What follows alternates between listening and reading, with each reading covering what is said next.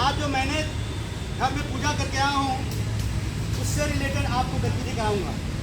और गतिविधि से पहले एक हमारा फिजिकल जो फिटनेस है उसके लिए सब अपना कंसंट्रेशन करेंगे।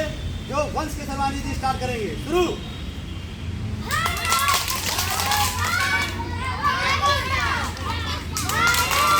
गजब स्टाइल। बहुत सुंदर। पाकिस्तान, भारत, जापान, पाकिस्तान। अब मेरे साथ सबकी नसें खुल गई हैं। हाथ पैर आँख नाक माइंड सबका काम करना शुरू कर दिया है। तो मैं एक प्रेयर के साथ एक नई गतिविधि करना चाहता हूँ जो आपके शिक्षा से रिलेटेड है। वो इस प्रकार से, पहले प्रेयर करो मेरे साथ। मेरी बिनती सुनो सांवरे राम जी, मेरी विनती सुनो सांवरे राम जी, मेरी बिनती सुनो सांवरे राम जी, मेरी विनती सुनो सांवरे राम जी। वरना जाके कचहरी अपील करूंगी, वरना जाके कचहरी अपील करूंगी।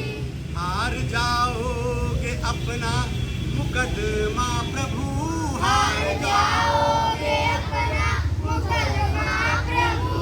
मैं तो हनुमान जी को वकील करूंगी, मैं तो हनुमान जी को वकील करूंगी।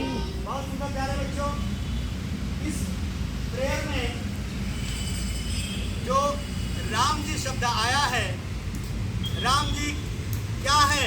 संज्ञा है या सर्वनाम? जिसको आता है हाथ खड़ा करो। बहुत सुंदर। अर्णव बताइए राम जी शब्द किसके लिए है? संज्ञा के लिए। बहुत सुंदर, क्लैप करो इनके लिए। और दूसरे जिसके पास हम मुकदमा करने जा रहे हैं, जो वकील खड़ा करेंगे, वकील का क्या नाम रहेगा? क्या रहेगा? बहुत सुंदर। हनुमान जी भी कौन है इसमें? बहुत सुंदर। प्यारों के बार क्लैप कर लो अपने लिए। अब आया नई पंक्ति जो है कि हार जाओगे, ध्यान से सुनिएगा, बोलेगा कोई नहीं। हार जाओगे अपना मुकदमा प्रभु, हार जाओगे अपना मुकदमा प्रभु। यहाँ प्रभु शब्द किसके लिए आया है? बस सुन बताएगी। वेरी गुड, क्लैप करो इनके लिए। प्रभु शब्द जो है वो श्री राम जी के जगह पर प्रभु शब्द का प्रयोग किया गया है, इसलिए यह सर्वनाम है। अर्थात जो संज्ञा के स्थान पर जिस शब्द का प्रयोग करते हैं उसे सर्वनाम कहते हैं। ठीक है। अब हम आप लोगों को ये बताना चाहता हूँ, जो कि नारी सशक्तिकरण के बारे में आप जानते हैं। यह हमारे पुरातन से और जो हमारे देश का संस्कार रहा है कि वसुधैव सुकुटुम्बकम, यहाँ सबसे पहले नारियों की पूजा की जाती है। जैसा कि शास्त्रों में भी कहा गया है कि यत्र नार्यस्तु पूज्यन्ते रमन्ते तत्र देवता। इसे मैं दोहरा रहा हूँ, ध्यान से सुनिएगा। संस्कृत का शब्द है, आप लोग ध्यान देंगे तभी समझ आएगा। यत्र नार्यस्तु पूज्यन्ते रमन्ते तत्र देवता। जहाँ नारियों की पूजा होती है, अर्थात जहाँ बच्चियों का सम्मान किया जाता है, महिलाओं का सम्मान किया जाता है और हमारी छोटे छोटे नन्ही नन्ही बच्चियों का सम्मान किया जाता है और प्यारे प्यारे बच्चों का भी सम्मान किया जाता है, वहाँ ही भगवान आकर के निवास करते हैं। आपको मालूम है कि जब भगवान श्री राम पैदा हुए थे, कौन पैदा हुआ था? भगवान श्री राम पैदा हुए थे, तो शंकर जी और जितने भी देवता हैं अयोध्या में आकर के उनकी लीला को देखने के लिए, क्या करने के लिए आए थे? कि भगवान कैसे खेलते हैं। ठीक है प्यारे बच्चों। तो आज कक्षा 1 की बच्ची जो कि प्रिया है, कौन है? प्रिया। ये दोनों बच्चे, कक्षा 1 का बच्चा निखिल, निखिल इज वेयर। आप यहाँ लिखेंगे, कहाँ है चौक, कहाँ है बेटा? ले आओ सर वही है। आ जाओ, आप लिखो, इधर आओ, कम हियर। हेवन। आप लिखो यहाँ सीता। हाँ लिखो। सर निखिल को दे। सभी ध्यान से देखिएगा। कक्षा 1 की बच्ची सीता लिख रही है, जिसका नाम प्रिया है। सीता, ता लिखो बिटिया। त में आकी मात्रा लगाओ, हाँ तो लिखो तो, ये वेरी गुड।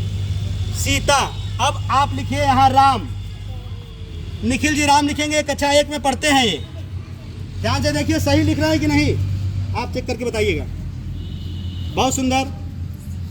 रा बोलते भी रहो, म। सीता और राम 2 शब्द हैं, दोनों को मिल करके क्या बन गया प्यारे बच्चों? कैसे बोलो? सीताराम। देखिए भगवान का जन्म अलग अलग युगों में हुआ है, लेकिन आज भी जब नाम लिया जाता है तो सबसे पहले किसका नाम लिया जाता है? राम। उसके बाद तब राम जी आते हैं। उसी प्रकार से गौरी शंकर, क्या है? गौरी धन शंकर, दोनों को मिला देंगे क्या बन जाएगा? गौरी शंकर। तीसरा है राधे कृष्ण, सभी बोलो। तो यहाँ जो है प्राचीन काल से ऐसा चला आ रहा है, तो इस चीज को हमें फॉलो करना है। और भगवान के समय से ही जब इस चीज की जब वरीयता दी गई है कि पहले महिलाएं, तो सबसे पहले हम महिलाओं का अर्थात बच्चियों का सम्मान करेंगे। अगर कक्षा 3 की बच्ची है या कक्षा 5 में हमारी रिया पढ़ती है, कौन पढ़ता है? रिया। तो रिया दीदी के नाम से आप बोलेंगे। जब इनके प्रति आपका सम्मान रहेगा तो निश्चित रूप से आप जो है किसी बच्चे को, छोटे बच्चे को आप हाथ नहीं लगाओगे, उनका सम्मान करोगे। क्योंकि एक हमारे सर्व शिक्षा अभियान में नारा भी है, क्या है? महिलाओं को दो सम्मान। बोलो सभी, महिलाओं को दो सम्मान। प्रगत करेगा हिंदुस्तान,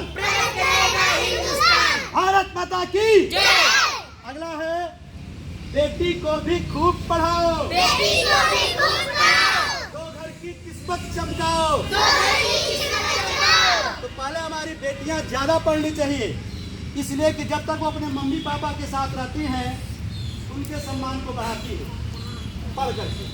जब उनकी शादी होती है, जब अपने ससुराल जाती हैं, तो वहाँ उनके घर में जो छोटे छोटे बच्चे होते हैं उनको भी पढ़ाती है। साथ में जब उनको भी बच्चे होते हैं तो उनको और अच्छे से पढ़ाती है। तो निश्चित रूप से हमारा देश कहाँ जाएगा? आगे जाएगा। तो हमें ज़्यादा किसको पढ़ाना है? पढ़ना पढ़ाने में मदद करना है बच्चियों का। किसका करना है? बच्चे जो होते हैं वो एक ही घर की शान होते हैं। Yes sir. लेकिन हमारी बच्चियां 2 घर की शान होती हैं। तो भी क्या लिखा है?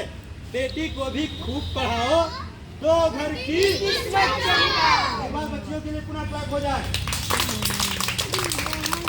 प्यारे बच्चों, इसी के साथ जब हम स्वर को देखते हैं तो मुझे आज एक चीज कल्पना ये आई कि ऐसे एड़ी के बाद ऐसे ऐनक आता है।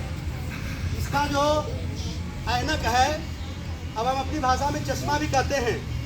ऐनक नाम इसलिए इसका पड़ा हुआ है क्योंकि इसमें 2 डंडे हैं।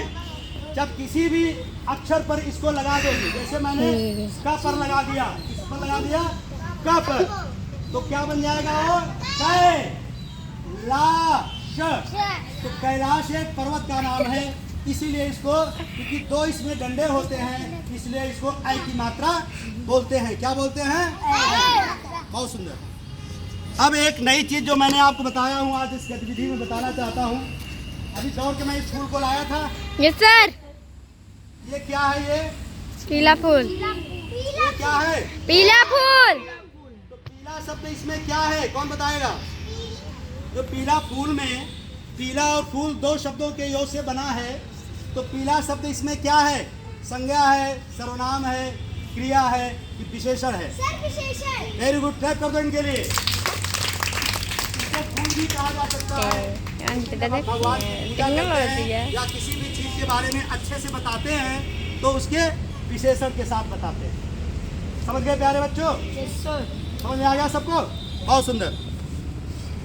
तो इस प्रकार से यदि हमारी पूजा ध्यान से खड़ी रह जाती है, हम पूजा करते हैं भगवान की, करते हैं ना? तो भगवान की पूजा के साथ साथ जो हम सीखे हैं उसको भी साथ में देखना है कि इसमें मेरे को क्या चीजें मिल रही हैं।